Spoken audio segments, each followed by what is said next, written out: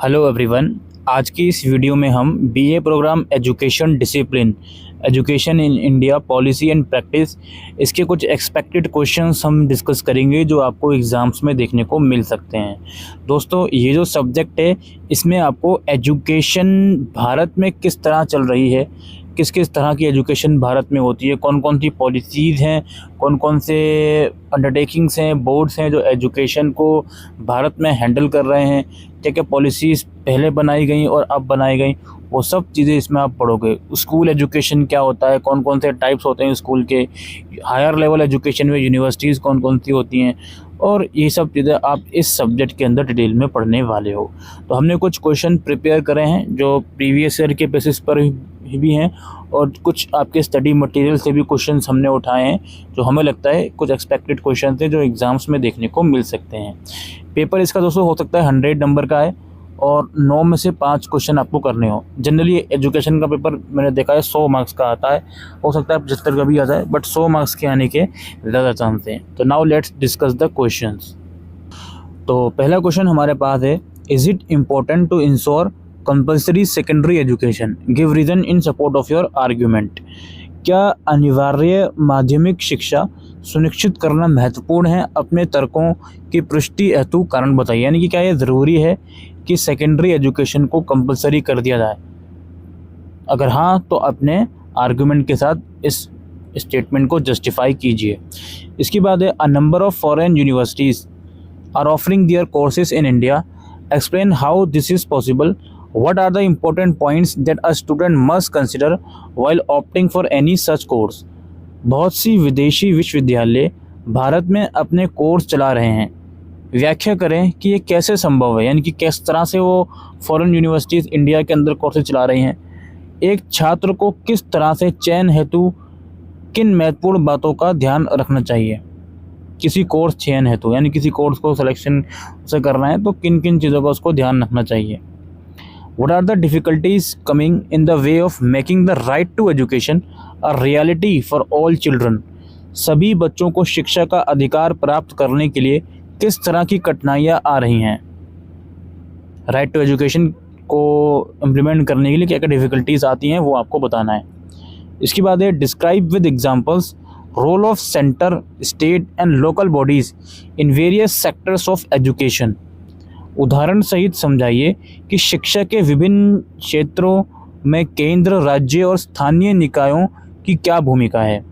There are different types of school in India like private, government aided, are private school better, give reason in support of your answer. Bharat में शिक्षा प्राप्त करने के लिए विभिन्न प्रकार के स्कूल हैं, जैसे निजी, सरकारी सहायता प्राप्त।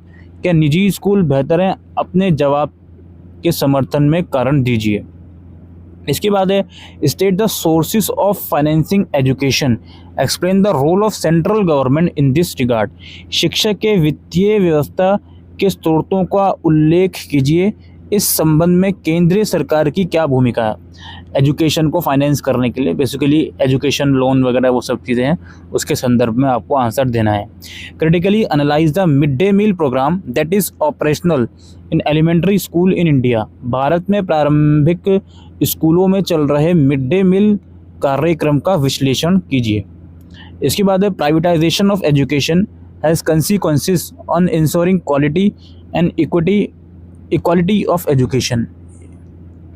Quality and equity of education, comment on the statement. शिक्षा के गुणवत्ता और समता पर शिक्षा के निजीकरण पर क्या प्रभाव पड़ता है, इस कथन पर टिप्पणी कीजिए। दोस्तों, यहाँ मैंने शायद बाय मिस्टेक लिखते हैं इक्वालिटी होना चाहिए। अगर एजुकेशन को प्राइवेटाइज कर दोगे तो उससे एजुकेशन की क्वालिटी और क्वालिटी पे क्या फ़र्क पड़ता है वो आपको बताना है, ठीक है, इक्वालिटी और क्वालिटी पर। अच्छा, इसके बाद है, explain the role of UGC in higher education. उच्च शिक्षा के क्षेत्र में विश्वविद्यालय अनुदान आयोग की भूमिका की व्याख्या कीजिए। इसके बाद है, what are the salient features of national policy education NPE 1986 with respect for female education. महिला शिक्षा के संदर्भ में राष्ट्रीय शिक्षा नीति 1986 की विशेषताएं क्या हैं। What challenges does the higher education system encounter due to mushrooming of fake universities? फर्जी विश्वविद्यालय के पनपने से उच्च शिक्षा प्रणाली को किन चुनौतियों का सामना करना पड़ता है। इसके बाद है what are the various initiatives taken by the government of India for the universalisation of elementary education. प्रारंभिक शिक्षा के सार्वभौमिकरण के लिए भारत सरकार द्वारा की गई विभिन्न पहल क्या हैं। इसके बाद है what is the importance of Rashtriya Uchchatar Shiksha Abhiyan in ensuring equality and quality in higher education. उच्च शिक्षा के समानता और गुणवत्ता सुनिश्चित करने में राष्ट्रीय अध्ययन शिक्षा अभियान का क्या महत्व है। इसके बाद है discuss the structure of restructuring school curriculum of NEP 2020 and explain how it is different from 10+2 framework of schools. इसमें यह है NEP 2020 के स्कूली पाठ्यक्रम के पुनर्गठन की संरचना पर चर्चा करें और समझाएं हर स्कूलों के 10+2 ढांचे से किस प्रकार विभिन्न है। ये स्कूलों के 10+2 ढांचे से किस प्रकार भिन्न है, जो NEP के जो स्ट्रक्चर है।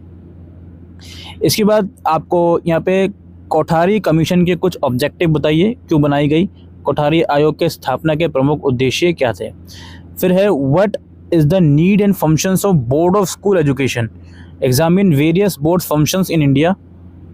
और इसके अलावा short note on CBSE and NIOS। School शिक्षा बोर्ड की आवश्यकता एक कार्य क्या है।